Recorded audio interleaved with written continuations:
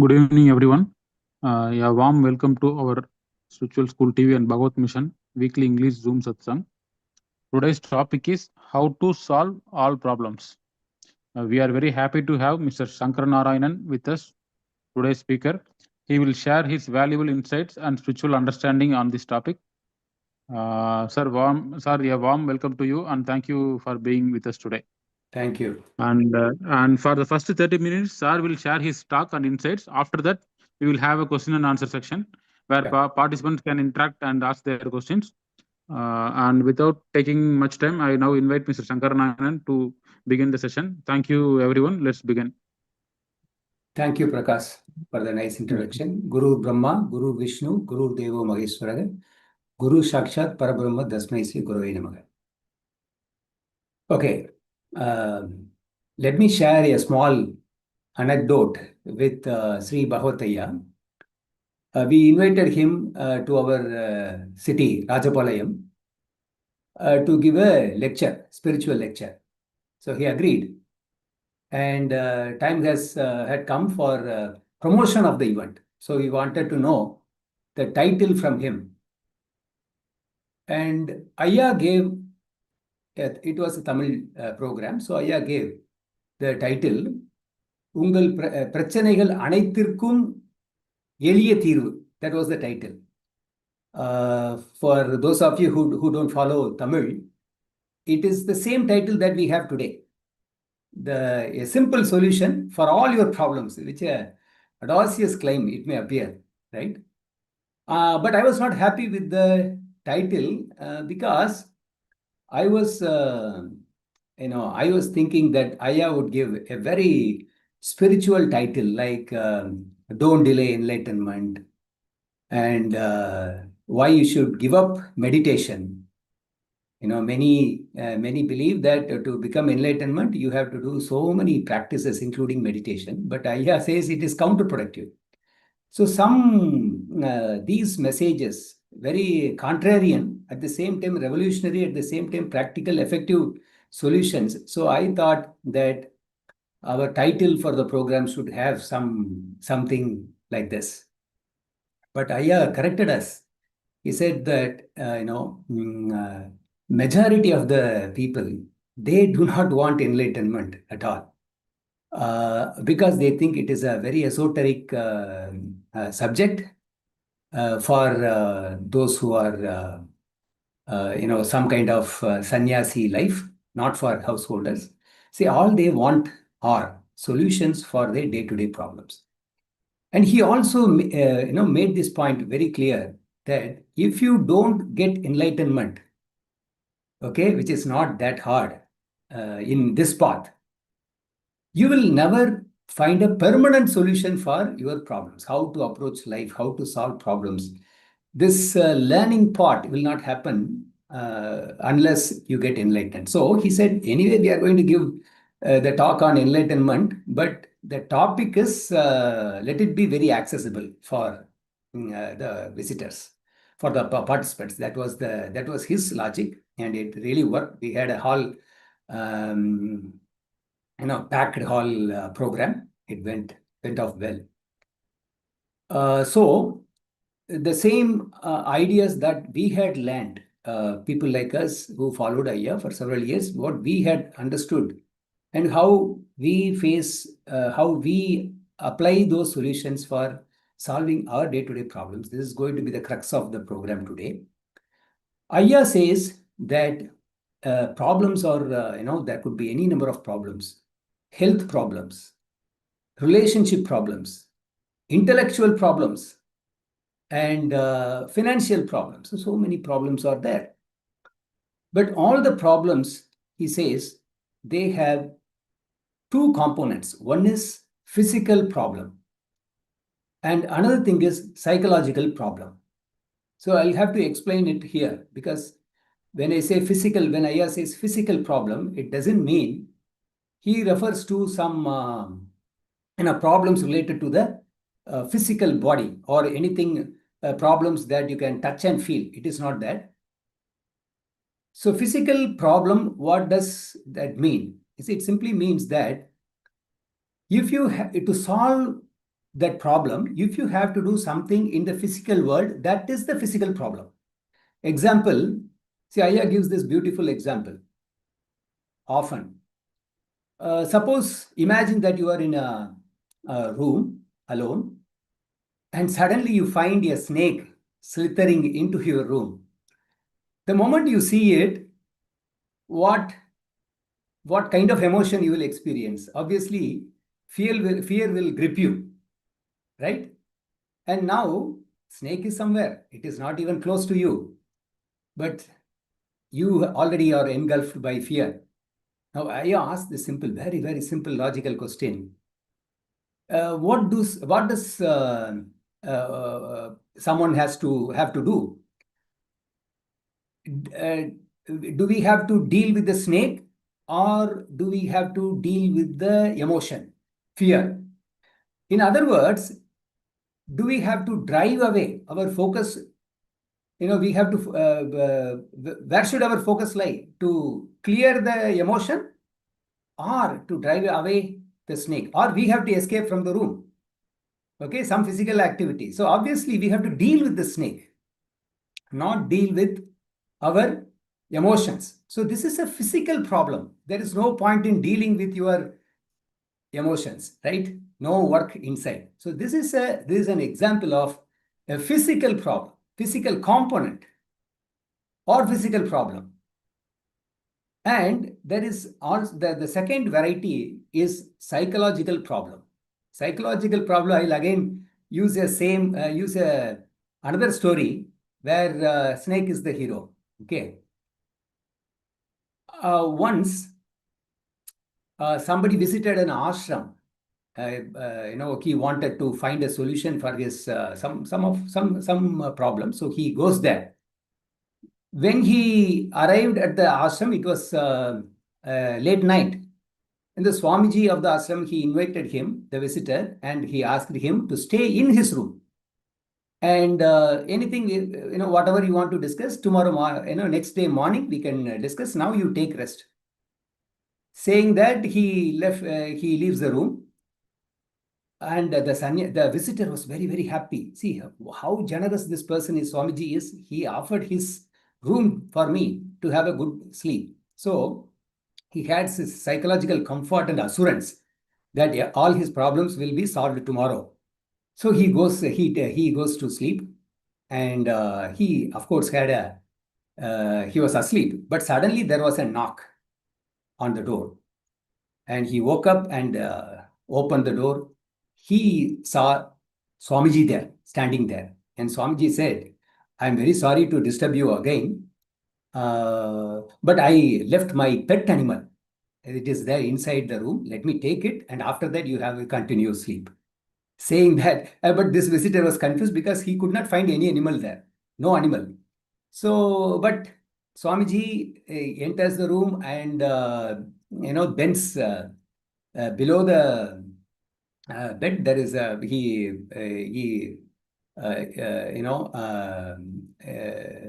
puts his hand inside, and when he pulls out, there was a big snake, venomous snake was there. And he simply caresses the snake, and he leaves the room. Okay, good night. Let us meet tomorrow. And the next day comes, and they meet, Swamiji and the visitor, they meet. First question Swamiji asks, "My dear friend, so how was your sleep yesterday?" And the visitor, he said, "Swamiji, I was sleeping well. I had a nice sleep until you knocked on the door, until I saw the snake, your pet animal. Till that time I was okay, and after that I could not sleep." Now this is an example of a psychological disturbance, because the snake is already left. There is no snake now. But the mere thought of, oh God, what kind of Swamiji is this? Is this Swamiji? He has a weird, a dangerous pet animal, and I was sleeping without knowing that the danger was lurking inside the bed, beneath the bed. So some thoughts like this kept coming, and he could not sleep. So this is the physical problem. But my friends, any problem, see, for technical explanation, I just gave this two examples, like, physical problem and psychological problem, as if they are very different, distinct, problems. Actually, any problem, if you find, there will be the components, these two components. Most problems, I would say, have both physical as well as psychological problems. The two components will be there for sure. Most of the problems, at least. Okay. And Swamiji Bhagavath says that we have to know how to, distinguish between these two problems whenever, whatever problems we face. And the solution, he gives the solution. And the solution is not anything physical. He says, just an intellectual understanding of how the mind works. So there, the solution, basic solution lies here, how to, just understand how the mind works. Okay, so if you have this understanding, and then it is easy for you to solve any problem. In Tamil, Bhagavath used to say, he says, Unga prachanaikkella neenga mangalam paadidalam. That means you can do final rites for all your problems, right? So we cannot avoid problems, but all problems have these two components. Most of the problems, almost all problems have these components. And all we need are simple psychological insights. You don't even have to be spiritual, so to say. Okay. So having said this, what is the solution that Bhagavath offers? Let me cover those two solutions for physical problems and psychological problems. And then afterwards, we can have interactions. So let us first take the psychological problem. See, psychological problem is, to solve any psychological problem, you need to understand that our mind, what is it made of? It is, the stuff the mind is made of. That is something we have to understand first. Our mind is no different from thoughts. Thoughts are not any different from mind. If you have thoughts, you have mind. If you don't have thoughts, you don't have mind. So as simple as that. In other words, mind is nothing but the thoughts that we realize, that we experience, right? This is something very, very basic. We have to first understand this. The second point is that thoughts come automatically. You don't have to produce thoughts. Just like you don't have to pump your heart with your hands or do some other exercise to pump your heart. It functions automatically. Similarly, your mind also functions automatically. You don't have to do anything for your mind. The thoughts keep coming, right? So this is the second truth we have to understand. And the third thing is, there is something called thinking. So thought and thinking are very different. It is not just a matter of noun and verb. Okay, it is not some word gimmicks, right? It may sound so simple, but the truth is that thought comes automatically, but for thinking to happen, we have to put our efforts. We have to consciously think, and that part is called thinking. So thought and thinking, there are two distinct entities. We have to know that it is thought is different, and it is automatic. It comes on its own. But thinking is something we produce. We have to put our effort consciously. We have to spend our energy to create our own thoughts. That is called thinking. Now, all psychological problems arise when we try to avoid certain thoughts. It is something like gatekeeping. You want certain thoughts not to surface in your consciousness. So what do? You try to be a gatekeeper. You try to do something to stop the thought from coming. Okay. But actually, any amount of meditation, any amount of spiritual sadhanas are not going to help you prevent certain thoughts from coming. The more you try not to think a particular thought, the more power you give to the thought and the more it comes. You all know the familiar story of a king trying to forget his monkey, thinking about monkeys. Because somebody said you have this pill, your problems will be solved. If your ache, your heart, your stomach ache will be cleared, but your stomach ache will be cleared. But when you consume this pill, you should not think about monkeys. Somebody told this, and the king could not. Every time he tries to pop up the pill, monkey comes. So this is story. Most of you might be knowing this. So similarly, any thought, no gatekeeping is going to work. And secondly, after the thought has entered our consciousness, you cannot drive it away. If you try to drive it away, it will stay there. For as long as you drive it away, it will stay there. I remember one incident that Bhagavath says. He went for the first time to a hotel in a foreign country where he saw an automatic tap, for hand wash. And that was the first time he sees this mechanism. So after cleaning or washing his hand, he was trying to stop the tap. But since the sensor, the mechanism, we know the sensor, as long as our presence is physical body is there, our hand is present, this thoughts will, it will not, the water will not stop, right? So this is, just something you can understand from this, that thinking will not stop, will not come to an end. If you try to, the thought, if you try to clean away, remove the thoughts. So this is something we have to remember. So the simple solution is this. We have to realize that we do not have any work with our mind. See, with this hand, I can do so many things, but with this hand, what can I do? Right? So if mind is disturbed, if some kind of psychological disturbance, your mind, if it tries to solve, if it tries to, kind of repair the mind, it is not going to work.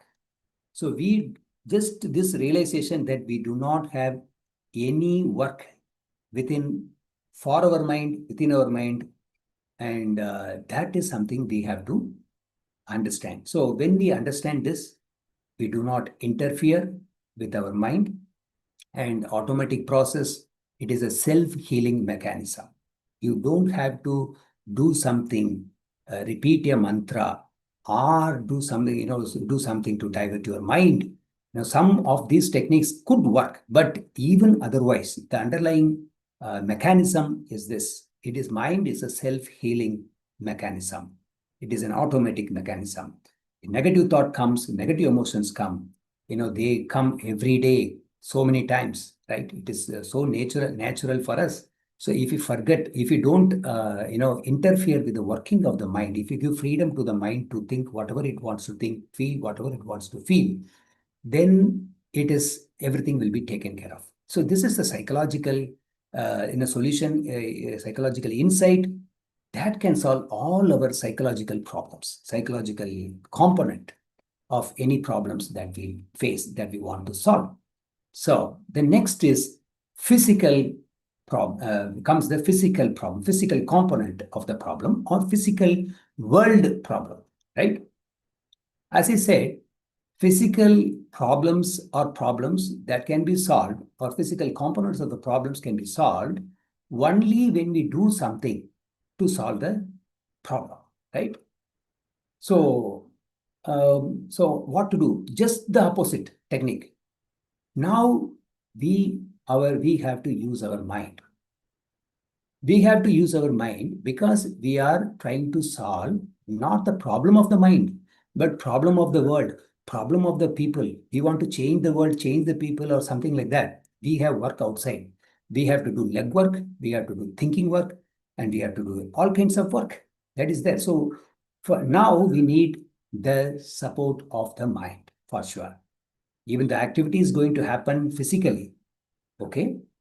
You have to talk, you have to resolve certain issues, but for that you need ideas. Am I right? For any problem, if you want to solve a problem, if you want to do something about the physical component of the problem, you will have to necessarily exert energy and do some take up some activities. And that for that we need our mind to think. It is this intellectual capacity is very important. So Aya understands, Aya says this, gives a beautiful solution, which is scientifically proved. He says that we have to, again, another insight into how the mind works. See, mind has two parts. One is conscious mind.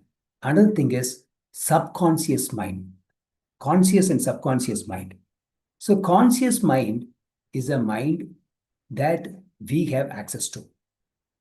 We cannot directly access the subconscious mind. So when we use the mind, we can only access and use the conscious mind. That is the only mind accessible for us. Okay, but the point is that conscious mind has limitations. Subconscious mind, Aya gives another name for this subconscious mind. He calls it total mind. Okay, for the subconscious mind, it is very powerful. It can do wonders, but you cannot directly ask it to work for me or for us, right?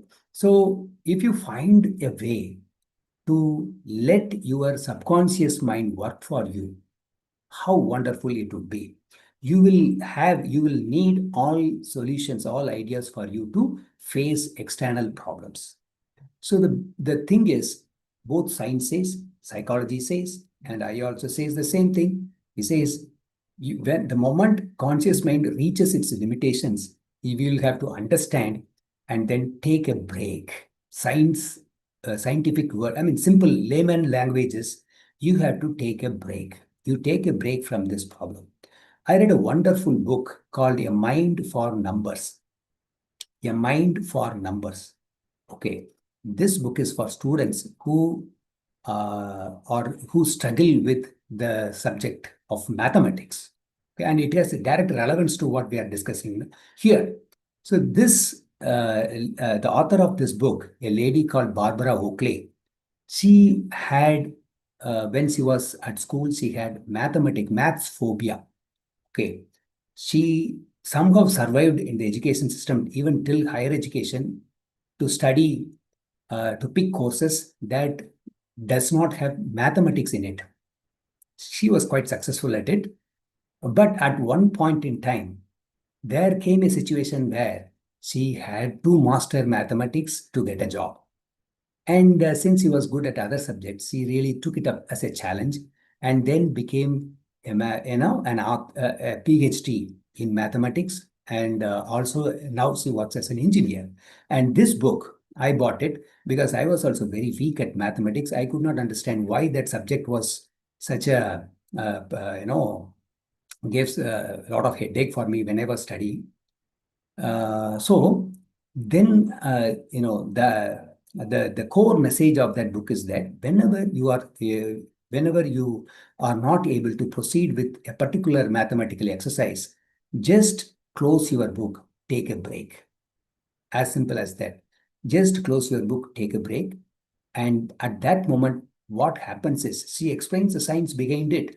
She says that at that moment, subconscious mind takes over whatever mathematical problem your conscious mind left. It takes it from there, processes it, and then produces results for you. No wonder mathematical genius like Ramanujam, okay, he always attributed that it is his subconscious mind that gave solutions for him. And he used not this term, subconscious mind or total mind, of course. He said it is his, beloved goddess, Namagiri Thayar, in his hometown, his Ishta Devata, you could say, Kuladeva. Okay. She gave mathematical answers for my mathematical equations. Even today, we are trying to solve those equations. The equations came from the subconscious mind. Of course, after you try hard with your conscious mind, you understand your limitations and then give a break. Let me also add another story. It comes from Hindu mythology. Once so happened that Lord Narayana, he was reclining on this celestial snake in the celestial sea. Suddenly, he wanted to go to the earth. He was about to rush, but goddess Lakshmi, wanted to know why this hurry. What is that? And for that, Narayana says, "You see," and he shows what is happening in yet their person, somebody was meditating, and a snake was approaching the person, and Narayana says, "No, he is my disciple. He is in deep meditation, and I'll have to go and save him because the snake is about to bite him. So that's why I'm going." And Lakshmi says, "Fine." Okay, I think some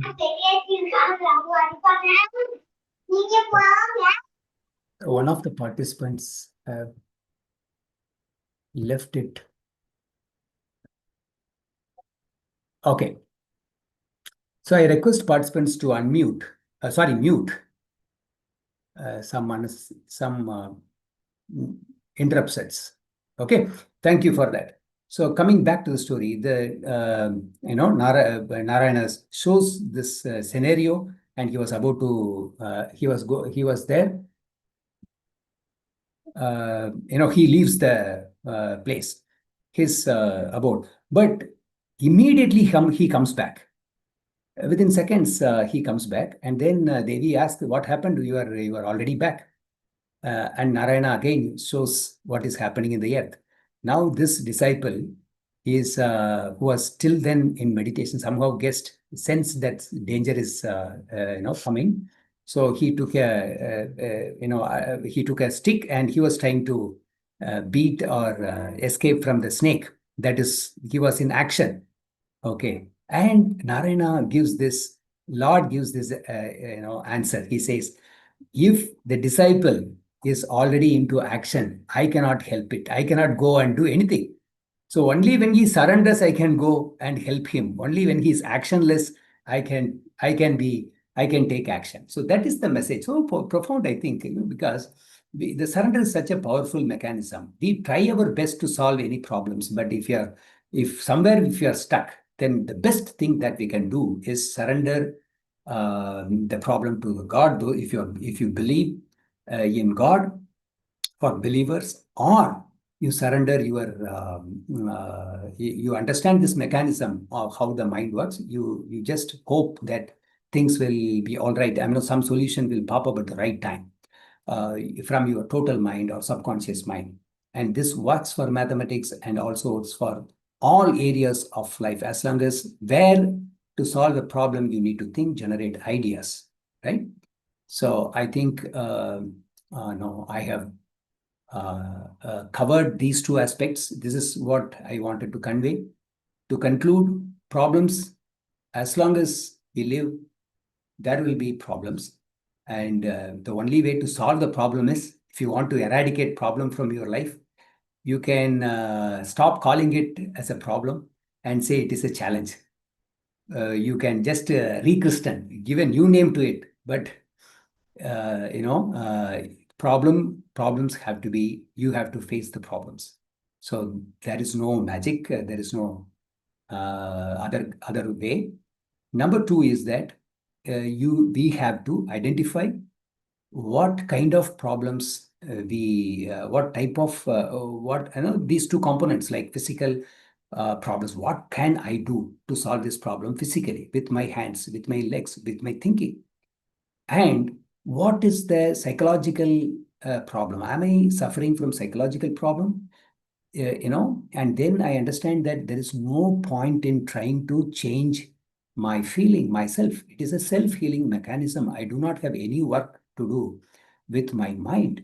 If my mind is disturbed now, let it be there. As long as it wants to, it is there, let it be there in that particular state. As any problem, it creates some kind of ripples, some kind of reflections we feel.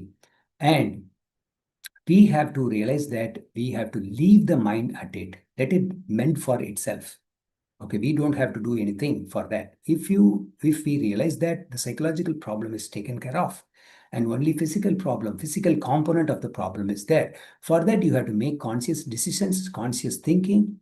And whenever it is, you reach a limitation, then you take a break and you just trust that something, trust and just relax. And from there, somewhere, at the right moment, right thoughts, right ideas will come, and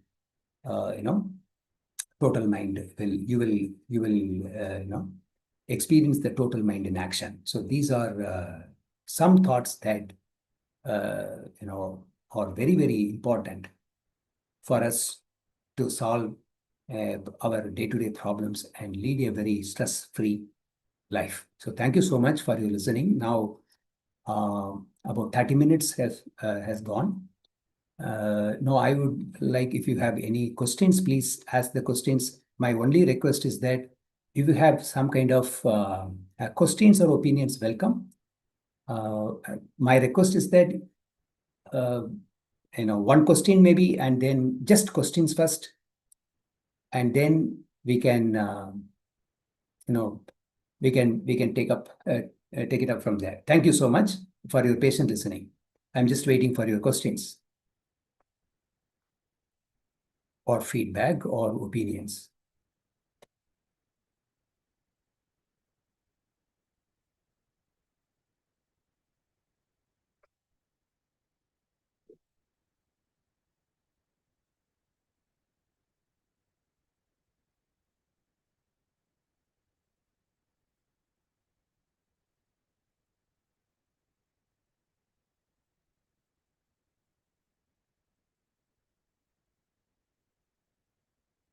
Okay, let me ask some feedback from my friends. I could see some of them here.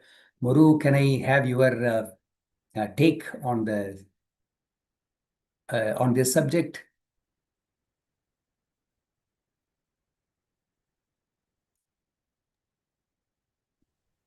Hi.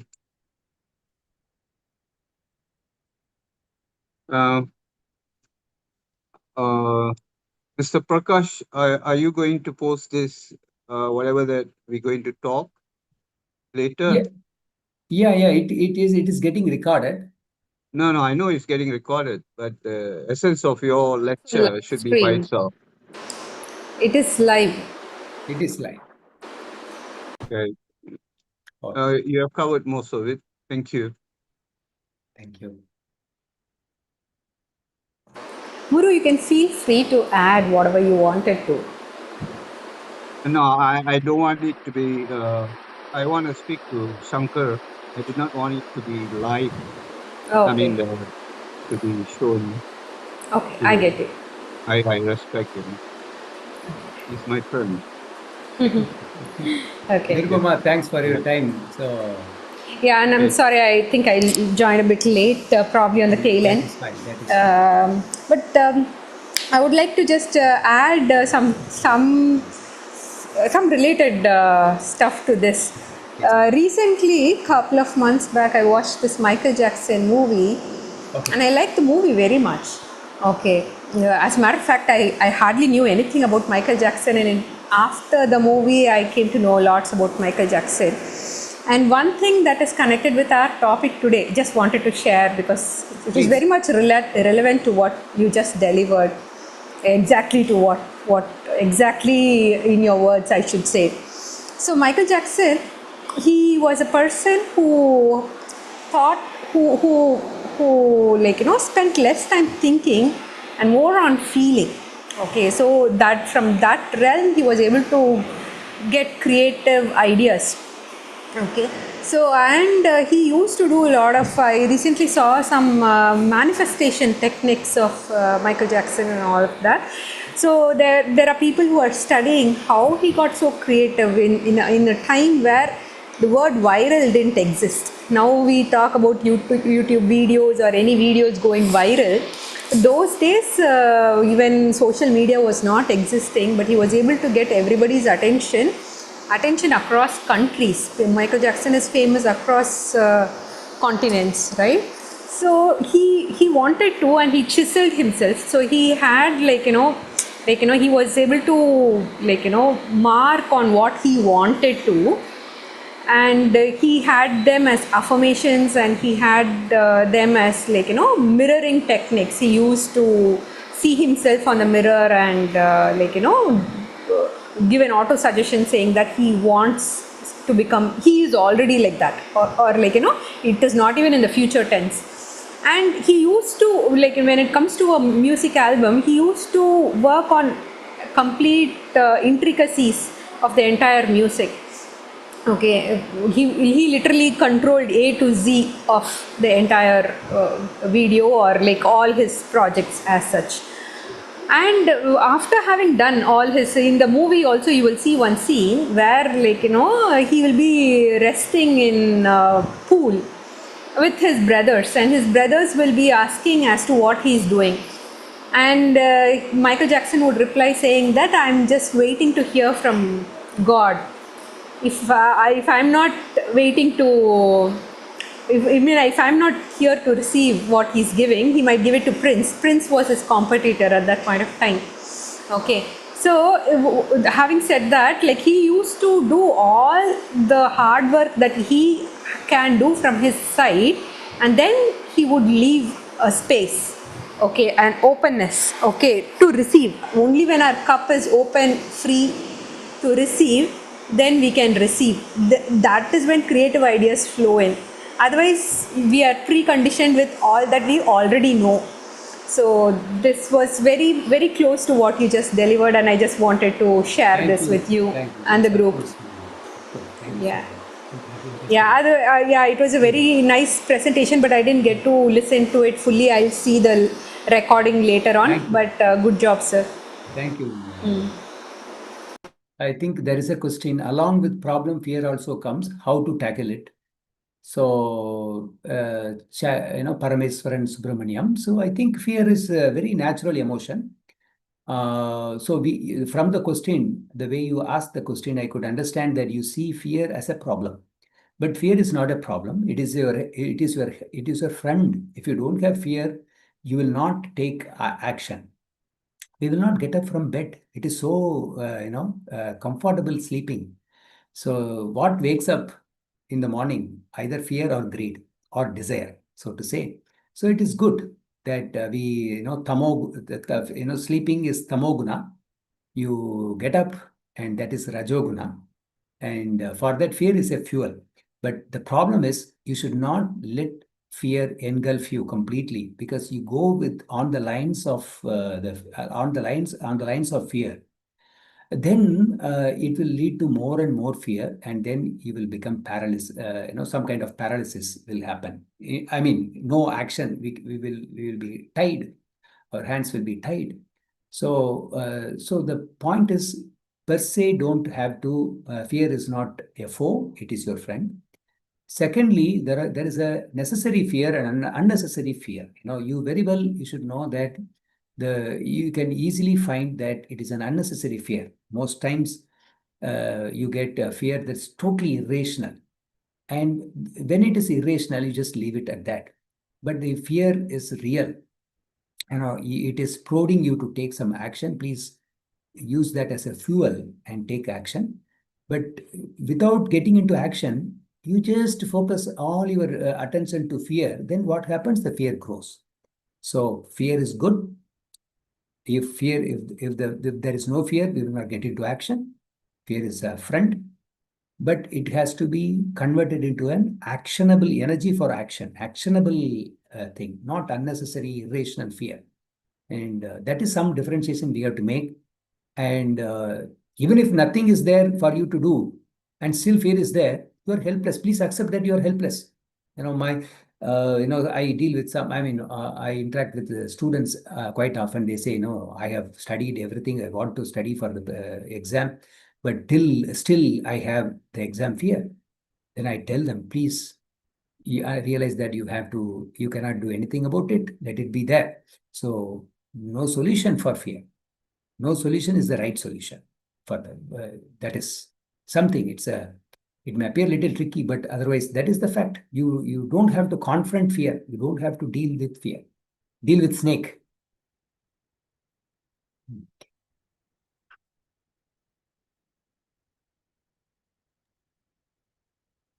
Hi. Hello.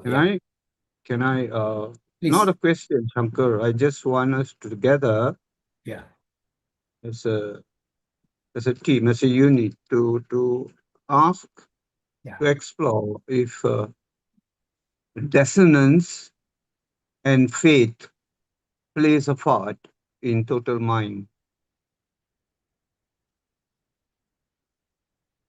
Muru, can you come back again? Repeat, is it?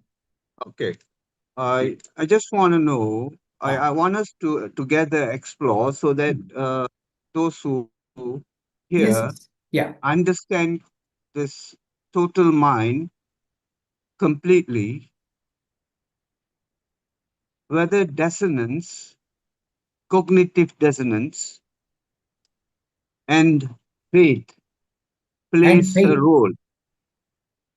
Dissonance and faith. Yeah, plays a part in the working of total mind. Can we touch on this? Yeah. Yes, Muru. Muru, I vaguely remember the meaning of dissonance. I know it is a technical term. Dissonance, Shankar, I'm sorry, let me explain.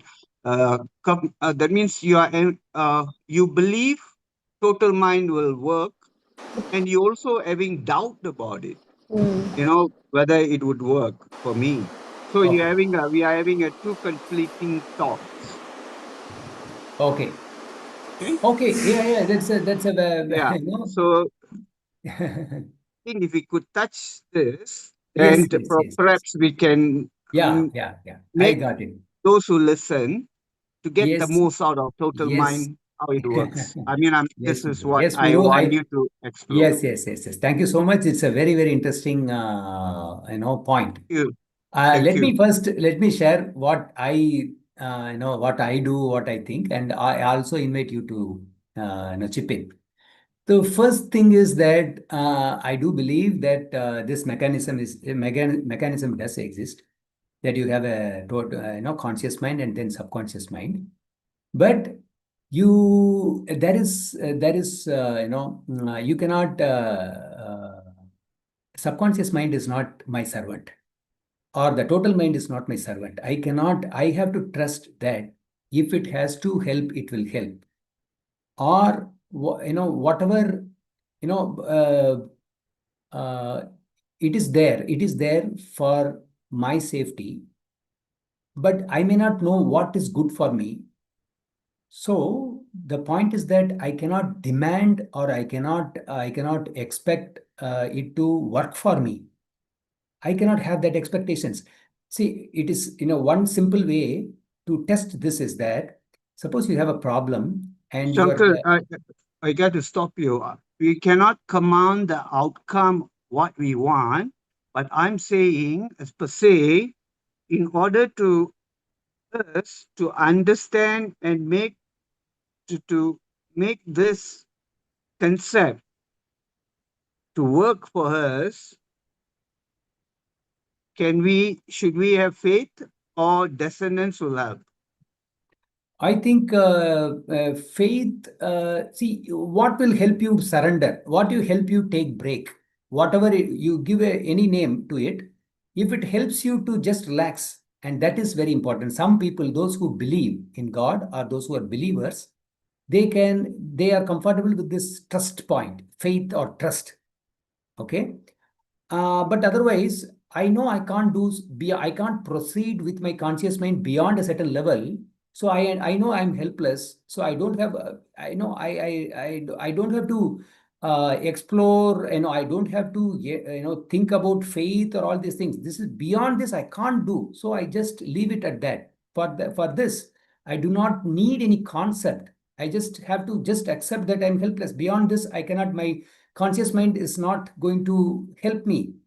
So beyond this, if I try, I'm going to break my head. So at that point, I take a break. So it could be any factor, including dissonance or faith. Something works, faith works for others, and dissonance work for others. And there are, sages where helplessness, just mere understanding that we are helpless, that understanding itself can help us relax. And that relaxation is the solution. Paves the way for solution. Am I answering or touching upon? Yeah, you did touch the point that I like it. Thank you. Lovely. What is your take on this, Muru?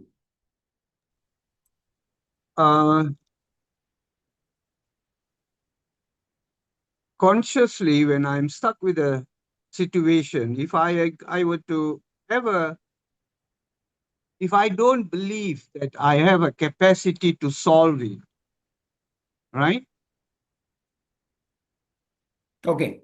And at the same time, I come to the end and I surrender. I leave it to total mind. But I still doubt the concept of total mind, or I do not really accept the working of total mind, then it might not give me the result. Okay?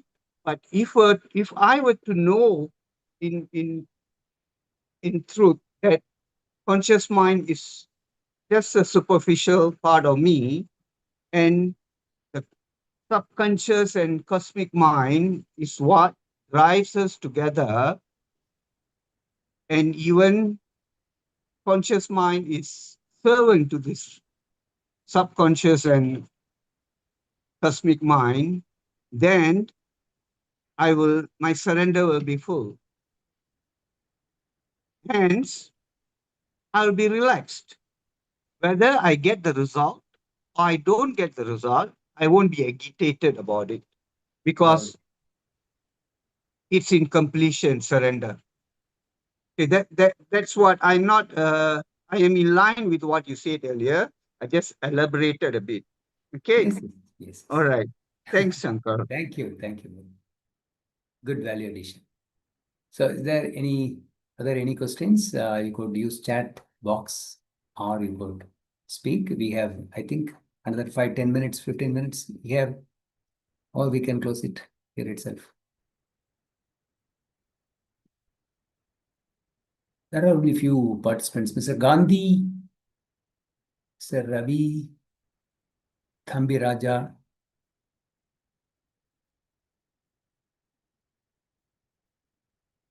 Okay, I think no more questions. Prakash said that we can end the session.